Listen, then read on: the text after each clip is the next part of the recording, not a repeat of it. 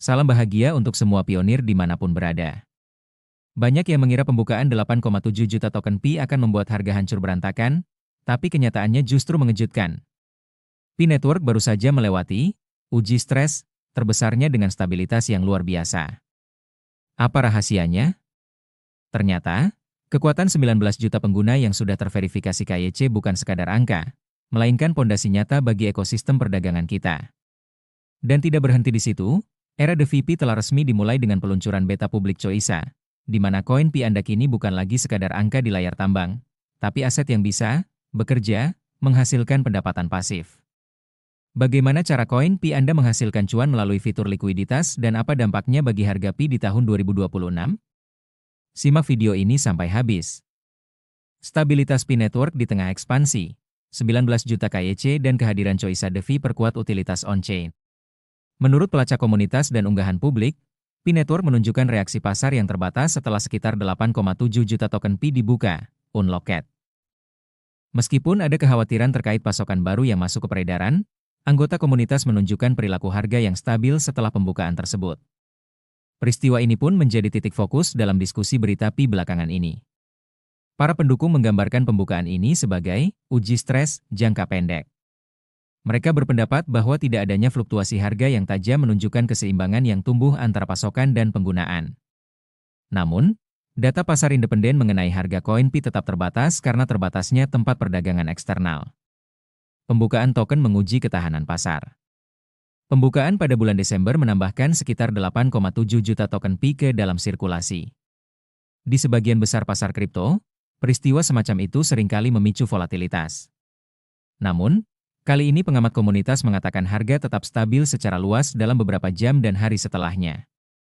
Beberapa analis di dalam komunitas Pi Network mengaitkan hasil ini dengan jadwal pembukaan yang bertahap dan distribusi yang terkontrol. Mereka juga mencatat bahwa sebagian besar pasokan tetap terikat pada partisipasi ekosistem daripada perdagangan pasar terbuka. Meski demikian, beberapa kritikus memperingatkan bahwa stabilitas harga sulit diukur secara presisi. Karena koin Pi tidak diperdagangkan secara bebas di bursa utama, pergerakan jangka pendek mungkin tidak sepenuhnya mencerminkan sentimen pasar yang lebih luas. Pertumbuhan KYC disebut sebagai faktor kunci. Poin diskusi utama lainnya adalah pencapaian laporan lebih dari 19 juta pengguna yang telah menyelesaikan verifikasi KYC. Anggota komunitas berpendapat bahwa basis KYC yang besar ini mengurangi tekanan spekulatif dan mendorong partisipasi jangka panjang. Menurut para pendukung, pengguna yang terverifikasi lebih cenderung terlibat dalam aplikasi, layanan, dan transaksi antar rekan, peer-to-peer. Alhasil, mereka mengklaim nilai koin Pi semakin terkait dengan aktivitas ekosistem daripada perilaku perdagangan jangka pendek. Namun, analis eksternal mencatat bahwa pertumbuhan KYC saja tidak menjamin likuiditas atau permintaan.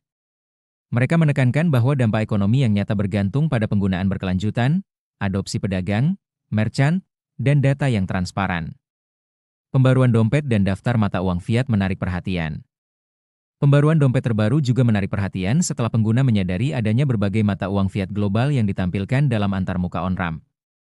Beberapa suara komunitas menafsirkan hal ini sebagai tanda integrasi keuangan yang lebih luas. Pihak lain menentang interpretasi tersebut.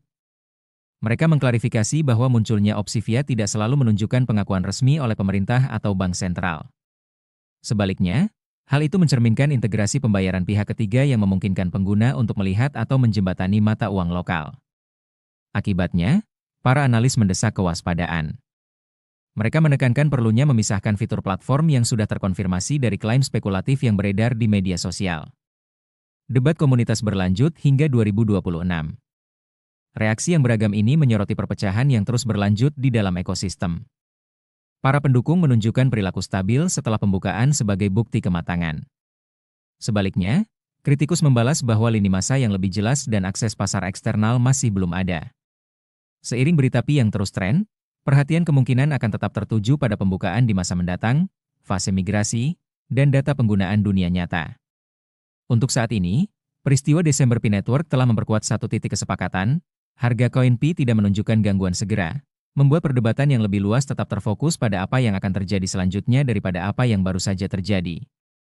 Choice telah memperkenalkan beta publiknya secara resmi, dan ini merupakan tonggak sejarah bagi ekosistem DeFi Pi Network. Pengumuman ini disampaikan oleh Pi Network DEX, toko lama di komunitas Pi yang aktif mendukung para pengembang awal, early builders. Choica adalah bursa terdesentralisasi, Decentralized Exchange DEX, yang mengutamakan perangkat seluler, memungkinkan pengguna Pi untuk membeli, menjual, dan berinteraksi dengan instrumen DeFi di dalam ekosistem. Versi beta ini akan memberikan akses ke basis pengguna yang lebih luas dan merangsang penggunaan praktis program dalam kondisi langsung, live. Tangkapan layar yang dipublikasikan bersama pengumuman tersebut mencakup saldo dompet langsung, platform perdagangan Pi, Choica, fitur pertukaran token, dan kolam penambangan, staking pools. Di antara pasangan mata uang yang tersedia adalah Pi USDT, dan total nilai yang terkunci, total value locked TVL, telah mencapai jumlah yang signifikan. Aksi yang cepat ini merupakan indikasi adanya minat pengguna dan partisipasi nyata, bukan sekadar rumor atau spekulasi belaka. Para pengembang membantu DeFi Pi mendapatkan momentum. Peluncuran Choica semakin mempertegas upaya Pi Network untuk memperoleh utilitas on-chain yang bermakna sejak peluncuran Open Mainnet-nya. Platform ini menyediakan sarana langsung bagi para pionir untuk menggunakan Pi selain hanya menyimpannya atau mentransfernya.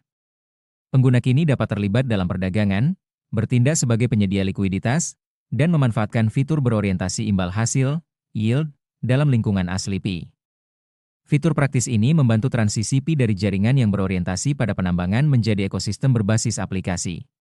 Tokoh komunitas lokal seperti Ven_Lang tetap memegang peranan sangat penting dalam perkembangan ini. Mereka memperkuat proyek-proyek awal serta mempromosikan kolaborasi untuk memastikan bahwa pengembang dan pengguna memiliki arah yang sama menuju pembangunan berkelanjutan. Beta publik Choica menunjukkan gerakan akar rumput ini, di mana inovasi yang didukung komunitas mampu meningkatkan lingkungan DeFi Pi Network secara bertahap dan menjadi prasyarat bagi adopsi lebih lanjut. Debut Choica memperkuat dorongan Pi Network menuju utilitas on-chain yang bermakna setelah peluncuran Open Mainnet. Platform ini memberikan cara langsung bagi para pionir untuk menggunakan Pi lebih dari sekadar menyimpan atau mentransfernya. Pengguna sekarang dapat berpartisipasi dalam perdagangan, penyediaan likuiditas, dan fitur-fitur yang berfokus pada imbal hasil di dalam lingkungan asli Pi. Fungsionalitas langsung ini membantu transisi Pi dari jaringan yang berfokus pada penambangan menjadi ekosistem yang digerakkan oleh aplikasi. Fitur liquidity pool, kolam likuiditas, pada Choica, maupun DEX, Decentralized Exchange, lainnya di Pi Network, adalah jantung dari perdagangan terdesentralisasi. Karena tidak ada bandar atau perusahaan pusat yang menyediakan koin, komunitaslah yang berperan menyediakan stok barang. Berikut adalah cara kerja fitur tersebut secara sederhana. 1. Konsep dasar, menjadi penyedia toko. Bayangkan sebuah toko yang menjual dua barang, misalnya Pi, dan USDT.